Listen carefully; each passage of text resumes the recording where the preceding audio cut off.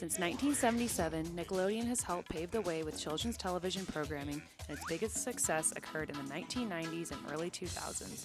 The first cartoons on the network, also called Nicktoons, came on the air in 1991, beginning with Doug and Rugrats. Hey Arnold was added in 1996, and these three shows were some of the most popular on air during this time. In each of these shows, there is at least one minority character present, and after watching several clips and examining studies conducted by media experts, we have come to find that each of these minority characters is typically presented in a stereotypical way. But what effect do these representations have on the children born and raised in the 90s? Did they help shape the way they viewed those races growing up? And now, as young adults reflecting on the shows, do they have a stronger grasp of these stereotypes? In his study entitled Women and Minorities on Television, George Gerbner said, "Minorities are made, not born. Gender, race, class, ethnicity, age, and disability define society's power structure. Their portrayals affect how we see ourselves and each other.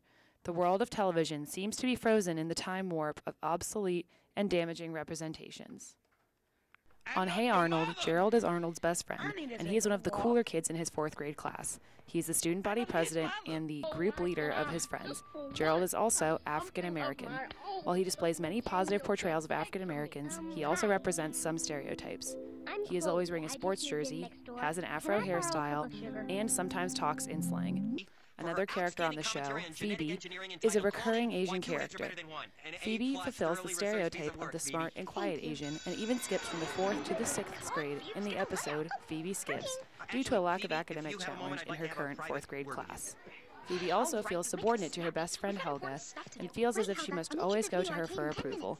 What is interesting in this friendship is the fact that Helga is Caucasian and in the more dominant role in the friendship. Academically challenged by the current 4th grade curriculum. I'm not? No, Phoebe, in fact, because of your exceptionally high grades, it has been recommended that you consider a promotion to the 6th grade.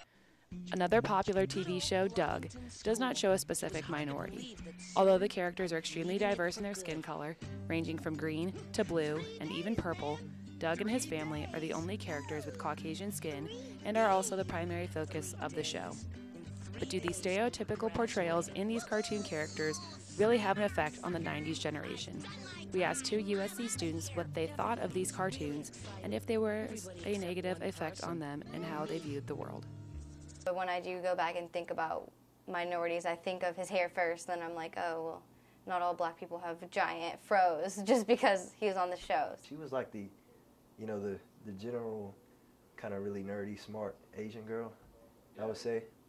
Despite the fact that stereotypes are presented, it is worth noting that Nickelodeon programming included minorities in almost every show on the air, and not all of these representations are negative. On the show Rugrats, African-American child Susie has both of her parents, with her mom as a doctor and her dad as a writer for a hit TV show. In one episode, Susie is even seen asking her mother to teach her how to be a doctor, showing high career aspirations at a young age. Will you teach me to be a doctor too? Of course. We'll start with the Hippocratic Oath. I'm not saying to necessarily live with the stereotype, but I think the positives absolutely outweigh any of the negative stereotypes that people have, because otherwise there were no Asian characters on television. Nickelodeon brings to the forefront characters that you don't often see, but obviously exist, you know.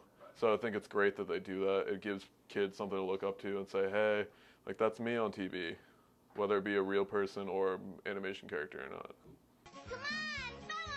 In more recent television years, shows like Dora the Explorer and Go Diego Go have a minority as the lead character and also in an educational role by teaching viewers Spanish.